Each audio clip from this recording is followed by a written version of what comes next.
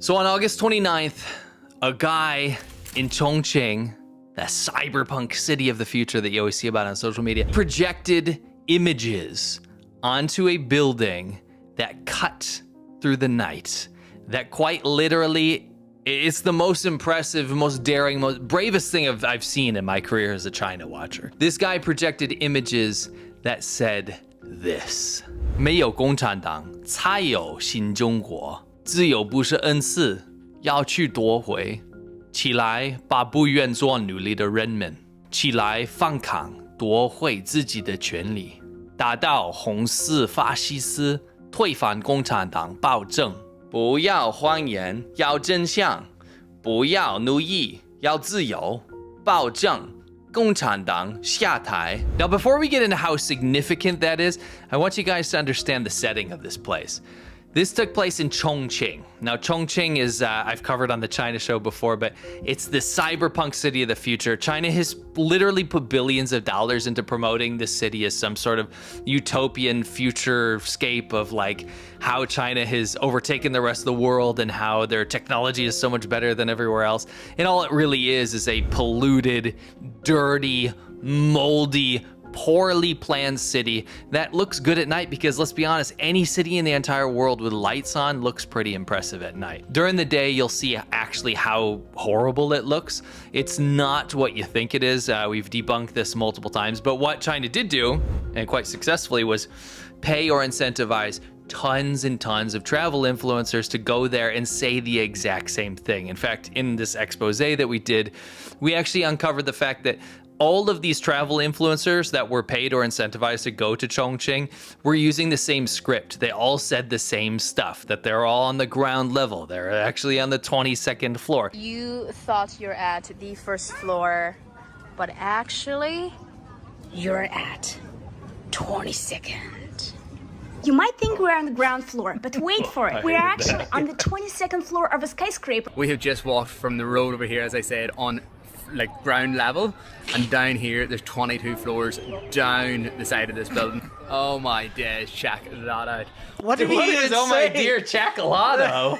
What is a chacolato? Don't know. I think we're on the ground floor right now. It's like the ground floor. But if you follow me to this ledge and look over, we're actually on the 22nd floor.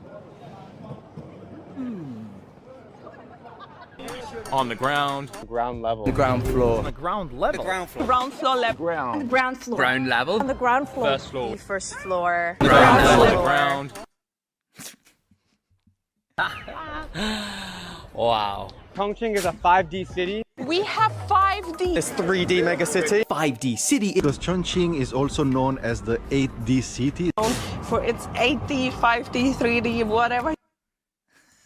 Dude, who comes up with 5? You know who comes up with 5D? Chinese China. government, yeah. Because the government. we would go around China and they'd have these like 60 cinemas. You sit in like a chair that moves and you watch like a movie about like fighter jets and they're like, this is 8D. Yes, exactly. Because it sprays water on you. That's somehow a dimension. Yes. No, nobody. I'm sorry, guys, but you know the ground level thing. Let's just give that a pip. We'll be like, okay, whatever. Okay, sure. 5D. One guy said it's known as a 3D city. Well, no shit, dude. Are you living in Super Mario World? Are you in a 2D. SNES game? Exactly, 2D. Where are you? Yes. 5D? Yeah. Do you know what a D is? A dimension?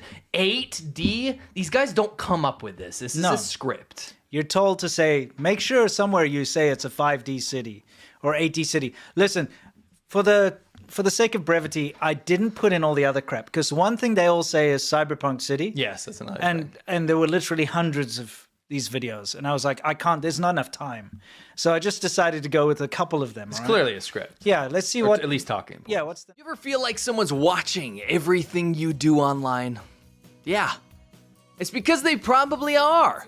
It's time to disappear with today's sponsor, CyberGhost VPN. From hackers on public Wi-Fi to websites tracking your every click, your online life isn't as private as you think. When you ask for someone's Wi-Fi password or connect in a restaurant or a hotel or a cafe, everything you do online could be visible. You probably don't want your banking information or your personal data out there for open collection. That's why I use CyberGhost VPN. With just one click, I'm hidden behind military-grade encryption and a new IP address in over 100 countries. Are you in a country that doesn't have certain libraries on Netflix, Hulu, and Disney and all that kind of stuff? Well, no problem. CyberGhost actually unlocks those for you. Are you gaming? Well, CyberGhost super low latency servers help a lot. Working remotely? Totally secure. No matter where I am, there's no logs, no leaks, and no nonsense.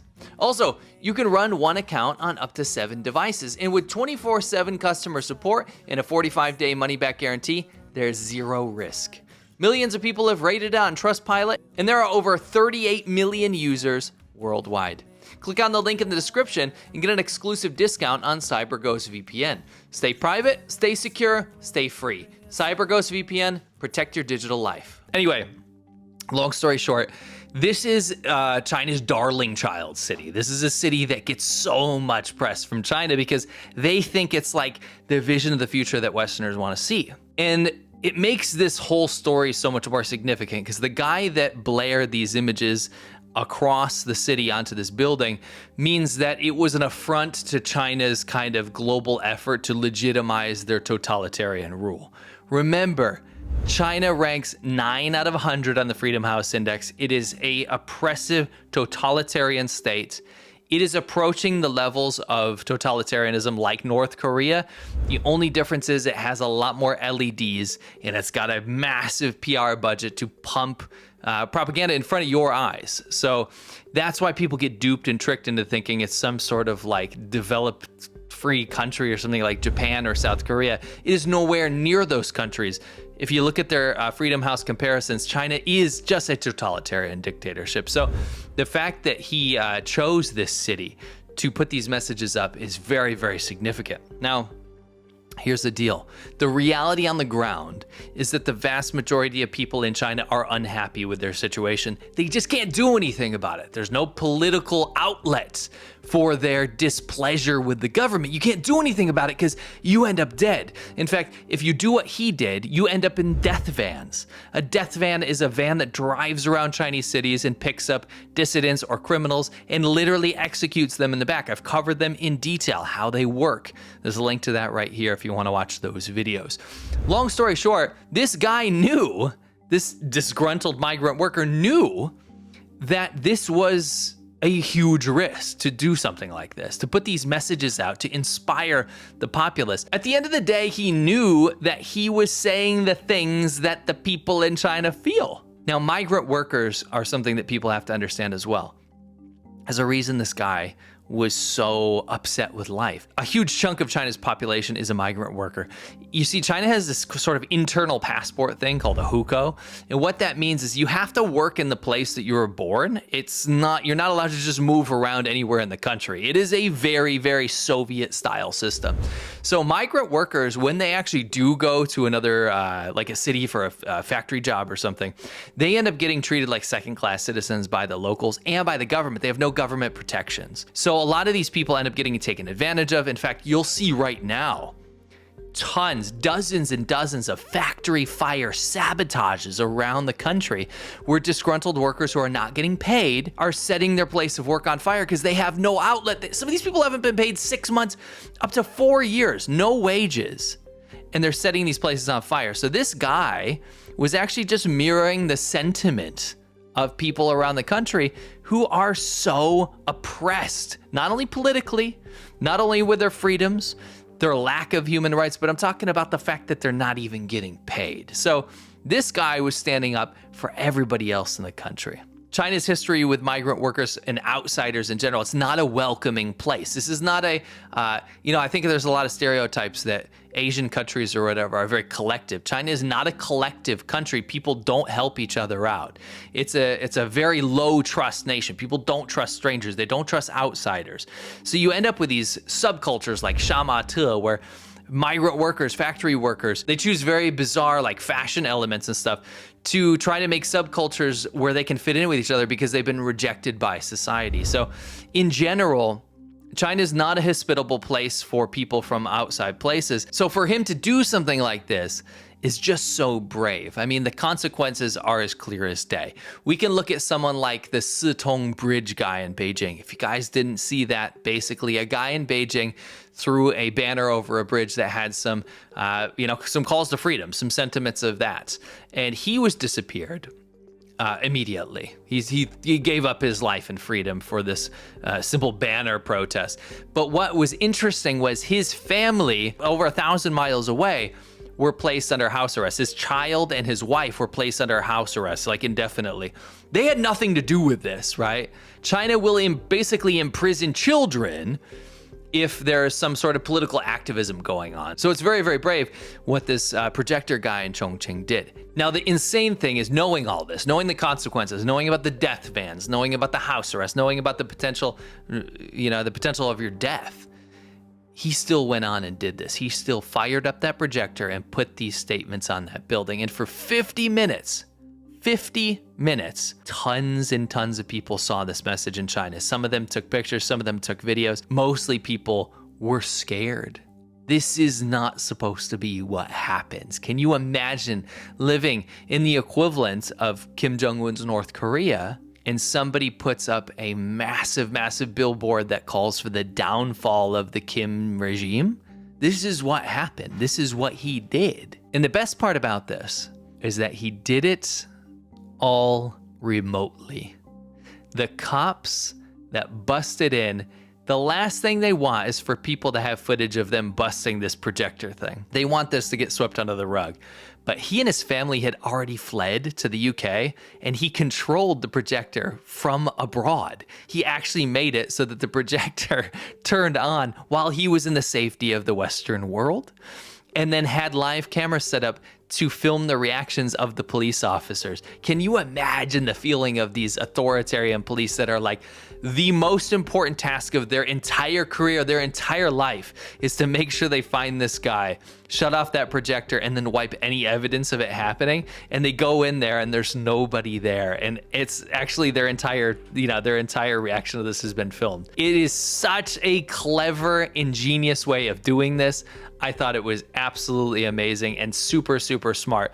Yes, he's not like a physical martyr like the dude in Beijing that knew he was going to get tackled and disappeared for the rest of his life. This guy actually set it up ahead of time and did it, from the safety of abroad. But at the same time, the message was very, very clear. It reflects the sentiment of millions and millions and millions of people. And sometimes, I'll be honest with you, even I have to be reminded that Chinese people are not completely all in support of their totalitarian state. Remember, there was a transaction that took place. The Communist Party said, hey, you give us your freedoms. You give us your freedom of speech, you give us your freedom of voting. You can't have any of the stuff that democracies have. But what you'll get in return is the ability to always be able to make money, the ability to be able to become rich or even moderately successful, and we'll always make sure that we have your back with social programs. But the people were betrayed. They didn't get social programs. The migrant workers are not getting paid. Youth unemployment is at an all-time high. In fact, they fired the guy and the entire department that counts youth unemployment rates. People cannot find jobs. China is poor. China is suffering. And the government grows stronger and stronger and stronger each day in stifling the people's malcontent.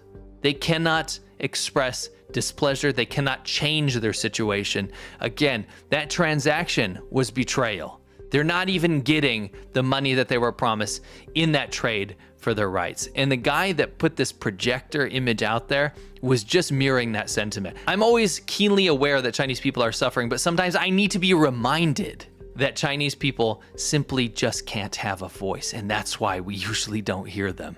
This message spoke volumes, and this guy is an absolute hero. If you like this, you'll probably love my show on Friday that I do with my buddy Serpent ZA. It's called The China Show. It's where we take all of the current events that happened that week in China and tell you all about them. The good, the bad, the ugly, the in-between, the viral, the funny, everything that happened in China that we think you need to know, You get to see that stuff live on Friday. So go over to The China Show. Make sure you're subscribed. If you want to see the show that I can't show you on YouTube, my secret show, the best way to support my work is to go to patreon.com/ADVpodcast. You'll get access to my secret show. There's over 160 episodes up there right now. You'll get access to all those and all the live ones in the future. So make sure you head over there and support my work. I'd really appreciate it. And I promise you'll like what you see. Thank you so much, and I'll catch you on the next one. Don't forget to click on the description link to get the special discount CyberGhost VPN is granting to our channel users. This application will protect your data while you browse and give you full access to all blocked content on the internet for $2.03 a month only. Totally risk-free, so check it out. Link in the description.